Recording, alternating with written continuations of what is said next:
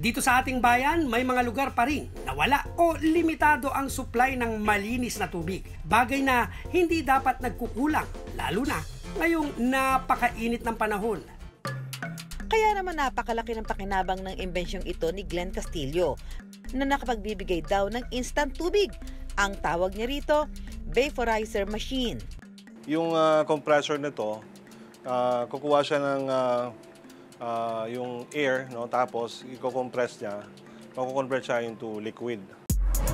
Ang makinang ginamit ni Glenn ay tulad din daw ng makinang ginagamit sa isang air conditioner machine kung saan ang compressor nito ay nakakagawa ng hangin at nagiging tubig. Ang kagandahan nito, malinis na kagad yung tubig, hindi mo kailangan i-filter dahil yung system niya, well-filtered na siya, nakadesign siya para mainom talaga yung tubig.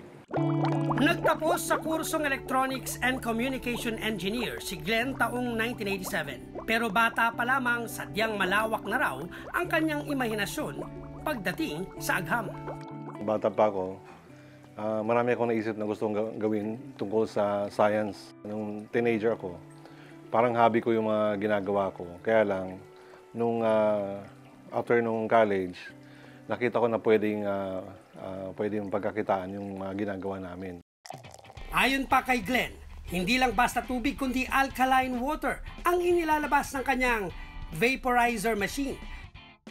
Ayon sa ilang mga pagsusuri, mas mabuti raw ito sa katawan at mabisang pangontra sa mga sakit. Mababa rin daw ang kuryenteng kinukonsumo ng kanyang imbensyon. Nasa 300 hanggang 400 watts lang kumpara sa karaniwang mga kasangkapan sa bahay na mahigit 1,000 watts ang kinukonsumo. Kaya bagay daw ito lalo sa mga lugar na pinatatakbo ng solar energy.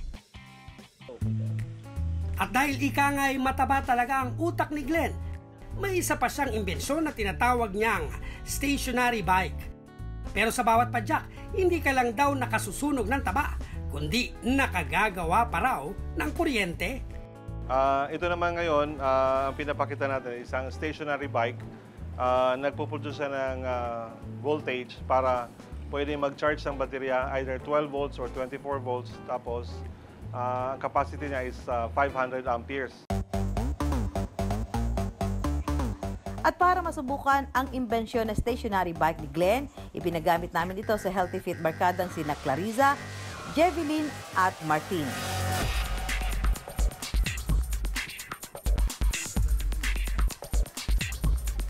Malaki ang magiging pakinabang nito lalo sa mga lugar na wala o limitado ang supply ng kuryente. Na-amaze po ako kasi po sa pamamagitan po ng pagpadyak po dun sa stationary bike, napailaw po yung bumbilya at napagana po yung electric fan. Ang advantage po nito is magiging healthy na po tayo, makakatipid pa po tayo sa kuryente sa pang-araw-araw po. Gaya ni Glenn, pagtitipid din ang nagtulak kay Rodolfo Viescas para makaisip ng isang imbensyon. Well, unang-una, para maging inventor ka, kailangan hanapin mo ng solusyon sa problema ang nakikita mo.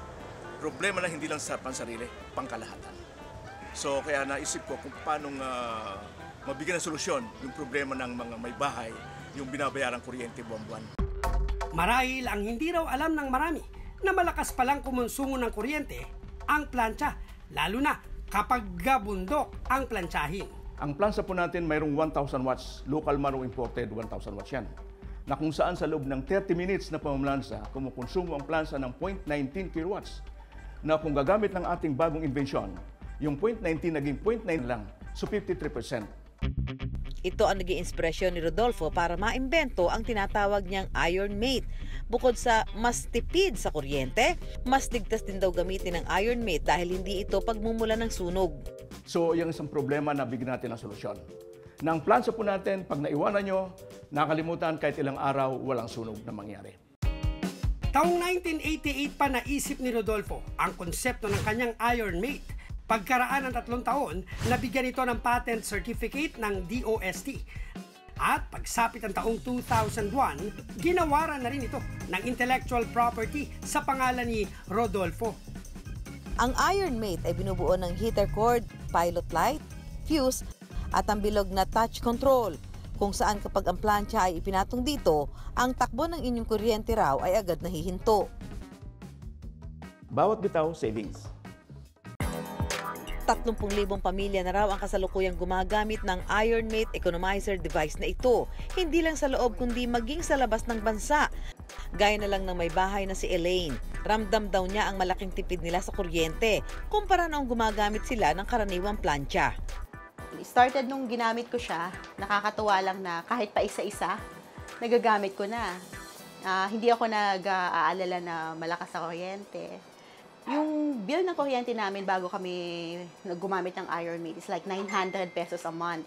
Bumaba siya ng 30 to 40%, like 600 to 500. Sa kabuuan, may mahigit sa 10 imbensyon na raw si Rodolfo. Bukod nga sa kanyang Wonder Plancha, nariyan din ang kauna-unahan niyang imbensyon, ang multi-cooler fan. Bagamat 1982 pa ito na imbento ni Rodolfo, kasalukuyan pa rin gumagana ang kaisa-isa niyang multi-cooler fan. Bilib na bilib din ang ilang mga nadampian ng malamig nitong hangin. Nakita ko kanina ng cooler fan, akala ko kanina aircon.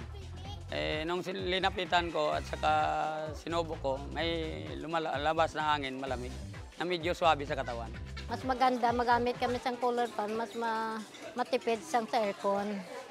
Bilang pagpapahalaga sa mga Pilipinong nakaiisip ng mga imbensyong kapaki-pakinabang, taong 1992 isinabatas ang Republic Act 7459 o Inventors and Invention Incentives Act of the Philippines. Nasasaad dito na nararapat silang tulungan na magkaroon ng patent ang kanilang mga likha para hindi makopya o maggaya ng iba.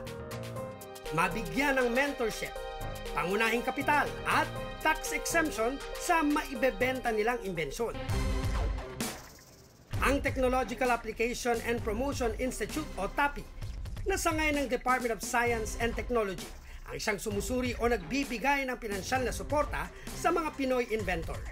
Then we have also support for piloting. Halimbawa, gusto na nilang i-test na medyo marami ng mga ilang units, binibigyan din namin sila ng tulong financial doon.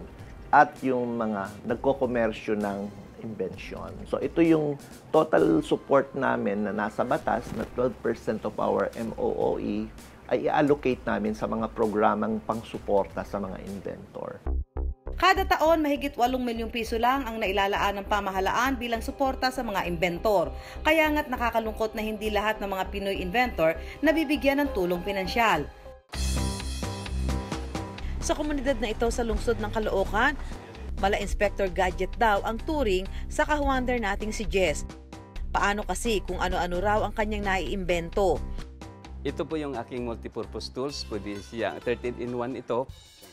Ito yung multipurpose cooking stove na polypyro. Pwede siyang paglitsunan, pwede siyang pagbarbecuehan. Ang device na ito ay napakatipid sa mga fuel. Hindi siya mausok. Sa mga nagninegosyo ng pulburon, ito po yung aking multiple pulburon maker device. Nagtapos ng kursong arkitektura ang 50 taon na ngayon si Jess. Pero noong paman, hilig na raw niya ang magbuting-ting ng kung ano-ano. My younger days, talagang mahilig ako gumawa ng mga kakaiba. Yung bang gusto ko yung unique. Yung meron akong nagawang parang ako lang ang may parang habit ko lang siya, laro-laro lang ba. Tulad na lang ng ilang mga kagaya niyang inventor na naghahangad ng suporta mula sa ating pamahalaan. Minsan na rin lumapit si Jess sa DOST para sa imbensyon niyang multipurpose stove. Pero ang kanyang mga imbensyon hindi raw nabigyan ng pansin. Kaya ang mga ito, unti-unti na ngayong nabubulok. Unfortunate at saka unlucky ones ng mga inventor na maraming beses na lumapit sa DOST. Lahat rejected. Actually, meron naman silang mga positive. Kaya lang meron mga requirements na kailangan mong i-comply na later on, it turns my life too difficult.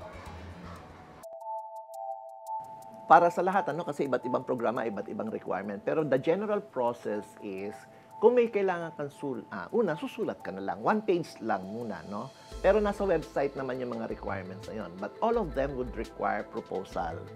Ang proposal ay nakadetalye in terms of para saan yung hinihingi nilang tulong, ano ang mga pagkakagastusan ng kanilang tulong, at ano ang kanilang estado na ng kanilang mga invention.